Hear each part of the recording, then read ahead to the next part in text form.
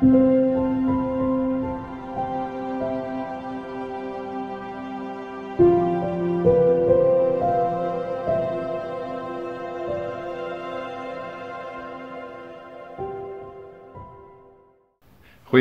baie welkom by vanoggend se Saamwees. Ja, as jy dalk iemand vir die berge, as jy lief vir die see, dalk die Vrystaatse vlaktes, dalk as jy ry deur die Karoo, dalk iewers in die Wildtuin, in die Laagveld, of iewers langs die see. Ja, waar is die plek in die skepping wat jy voel, maar jy is naby aan die Here? Iets wat in die natuur of watter verskynsel beklemtoon so sy grootheid, dat jy in bewondering staan. Ek maak my Bybel oop, hier by Jesaja 40 vers 12.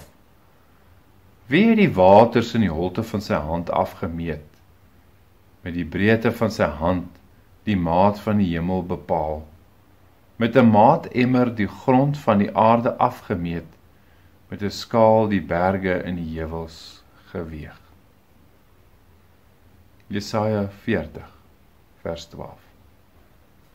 Ek wil jou graag aanmoedig dat jy vandag dalk moeite sal maak om iewers in die natuur te wees, as jy dalk kan, daar by die kantoorblok waar jy werk, dalk iewers op 'n bankie te gaan sit, as jy dalk iewers op die pad is vandag, net iewers die natuur bewonder, die berge daar in die verte, en die grasveld hier voor. Ja, dat jy iewers mag stilstaan dalk in jou gedagtes by waters, en die Here net bewonder, en hom mag gaan bid, in sy grootheid. Kom ons bid saam.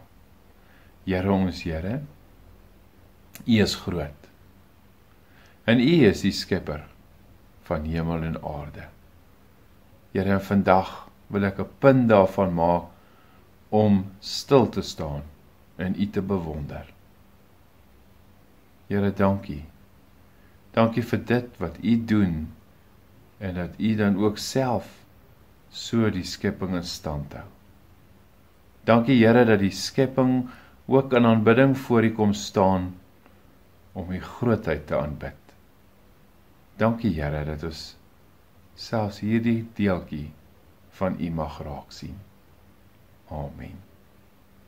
Mag jy 'n mooi en 'n geseënde dag hê, en mag dit wees, dat jy dalk iewers 'n donderstorm hoor, God se grootheid bewonder, of selfs dalk die kleinste, fynste blommetjie raak sien, en hom aanbid as die skepper. Mooi bly.